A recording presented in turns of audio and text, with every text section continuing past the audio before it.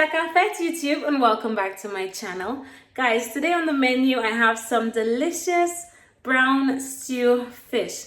Now, I do have a recipe for the brown stew fish already on my channel, but this one is more so like an updated version of that brown stew fish. If you want to see how I got my tasty brown stew fish, keep on watching, man.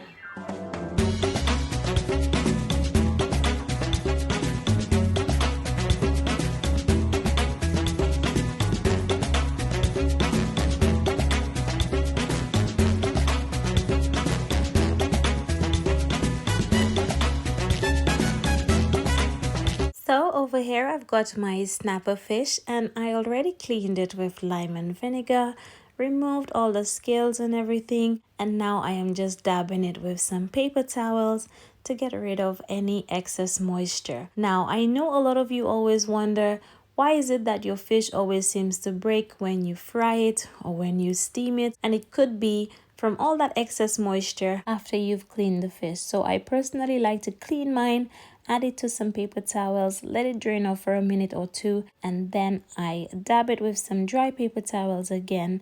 That way I can get rid of at least 95% of the moisture. So that's a little cooking tip for you whenever you're making your fish. So I also created some slits into my fish, and that will enable some seasonings to go all the way into my fish.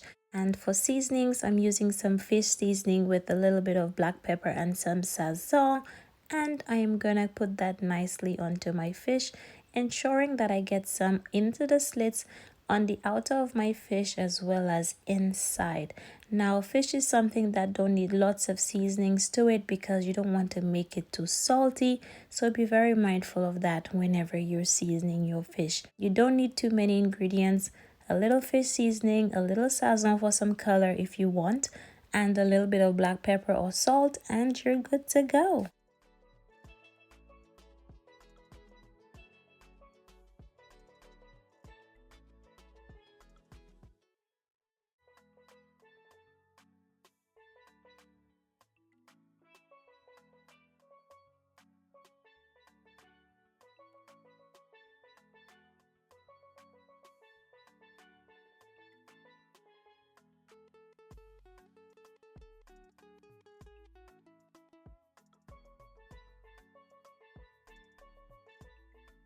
After my fish are nicely seasoned, guys, look at how amazing it looks. The Sazon helps it to look so appealing. Even when it's raw, it looks so good. For additional seasonings, we're going to use our carrots, onions.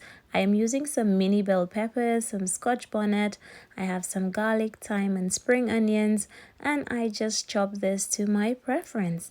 Now I am going to be frying my fish because you don't need to let it marinate for too long because you don't want it to create any excess moisture. Guys, ensure your oil is nice and hot before frying your fish. I put my scotch bonnet pepper in there for some extra little flavor.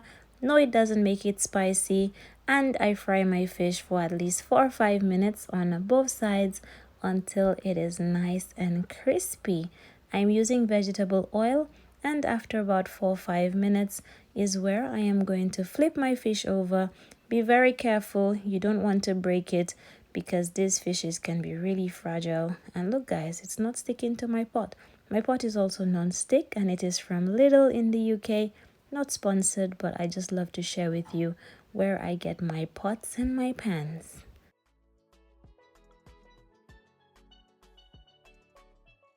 Once my fish is nicely fried, I'm going to remove them and place it on a paper towel to drain off any excess oil.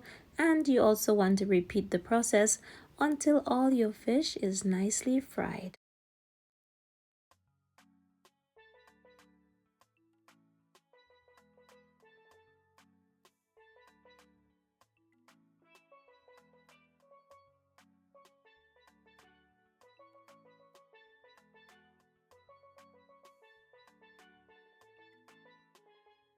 So guys, my fish is nicely fried. Look at how beautiful. Oh my goodness.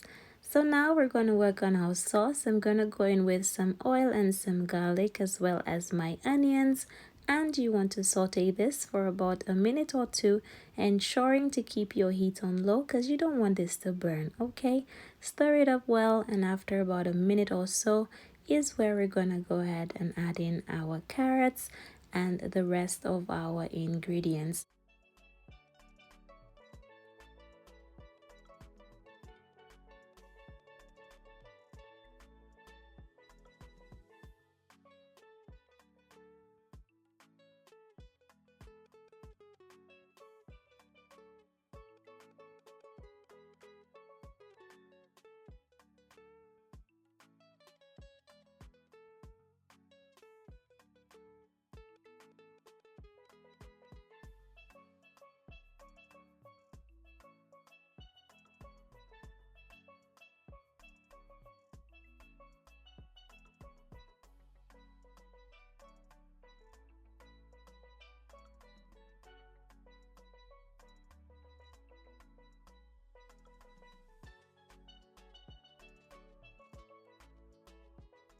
So guys, now that everything is in the pot, I am just showing you that my ketchup is almost finished.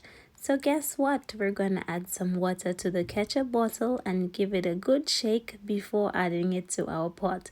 Let me know in the comments, am I the only one who does this? For some reason, I love to rinse out my ketchup with water. Now I'm going in with some soy sauce.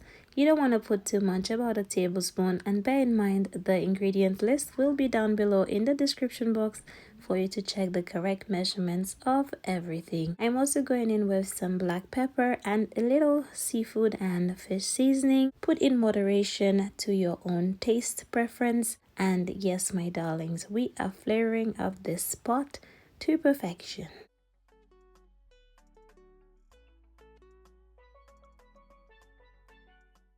I also just added a little all-purpose seasoning to my pot, and now I am adding about 2 to 3 cups of freshly boiled water into my pot to create that sauce. Now, the reason I like adding boiling water is just because I find it just keeps everything boiling and bubbling, and I really like that. If you don't have boiling water, you can just use tap water or any water for that matter. Now I am putting my scotch bonnet pepper, and it was actually in the freezer because I usually just buy a good amount and freeze them. That way I have all year round. I am allowing that to steam down for about 5-10 minutes before going back in with my fish. Now, if you want more gravy in this, you can feel free to add even more water than I did, but I don't like my fish drowning in any form of liquid, whether the sauce is tasty or not tasty. I don't like my fish to be extremely wet. So I'm adding my fishes back into the pot one at a time, and all I will be doing is scooping some of that gravy onto my fish because, like I said, I don't want it drowning in the gravy.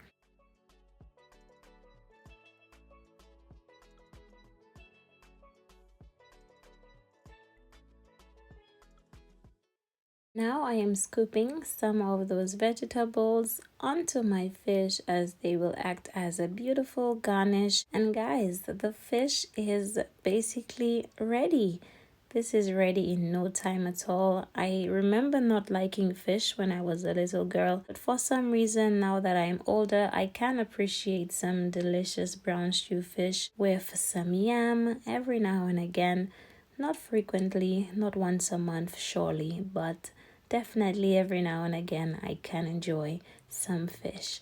I will steam it down for about 5 more minutes before turning it off. And guys, this is it. This is my gorgeous brown stew fish. Look at how amazing. Guys, the color on this is so gorgeous and it looks so appetizing. Absolutely amazing. So I will be enjoying my brown stew fish with some freshly boiled yam. Of course, this is some white yam. Listen, this is taking me straight back to the Caribbean, like how my granny used to make it. So yes, my darlings, this is it all done. So this takes me to the end of the video. Don't forget to subscribe to the channel. Join the family. It's a pleasure having you here, and I will see you again in my next one. Thank you for watching. Bye-bye.